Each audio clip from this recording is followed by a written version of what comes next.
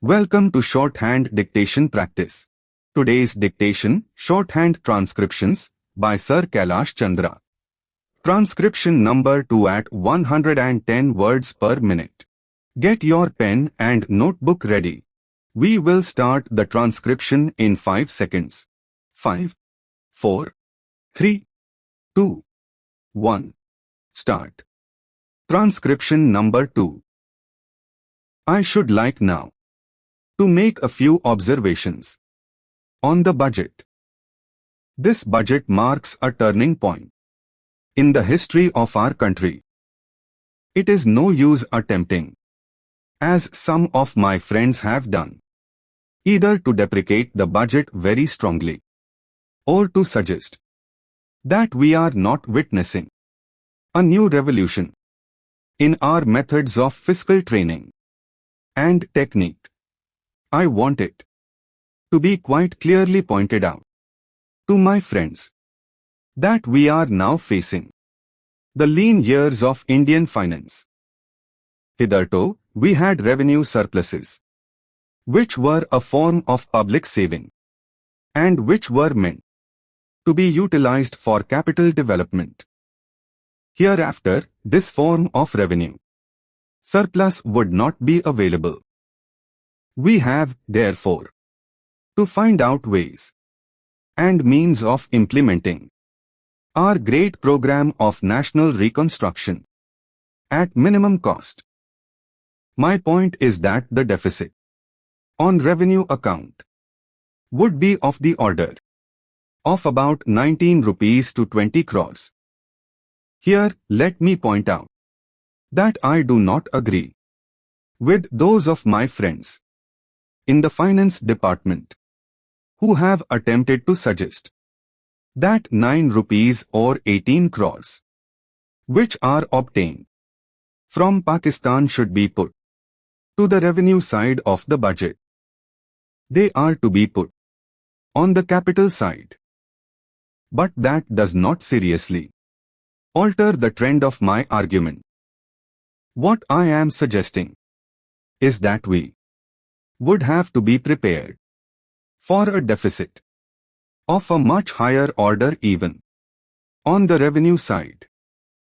That itself should make us realize that there are very many problems which we have to face, and that we have to undertake ways and means of increasing the resources of our country so that it might be possible for us to have a greater amount of surplus or a greater amount of public saving for the purpose of financing capital development.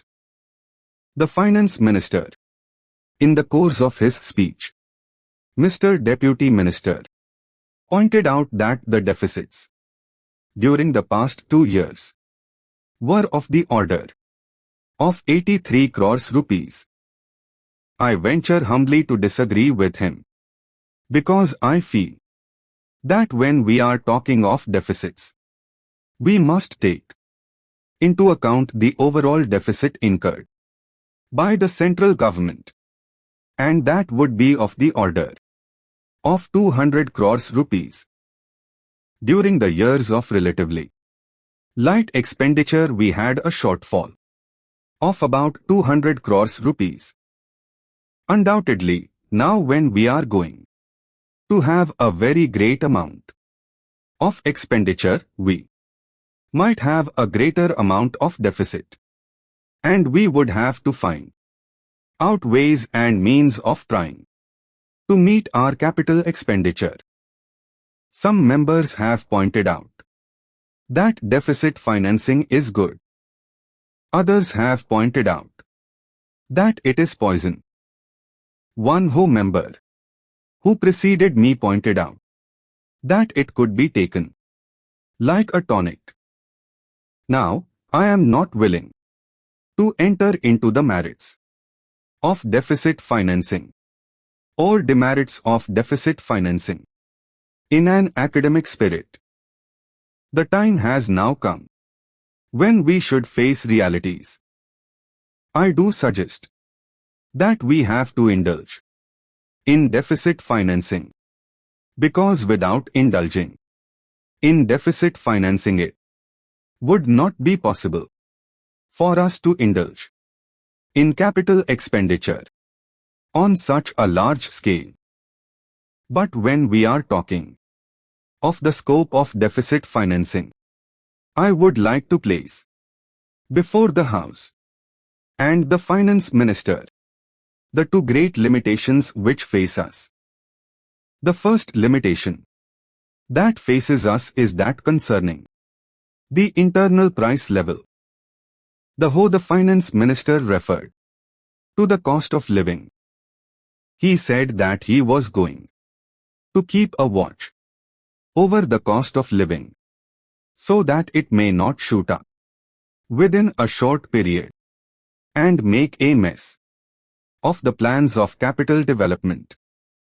But there is another limitation which has also to be borne in mind, a limitation which has not received as much notice as it should have done in all the discussions that have taken place on deficit financing.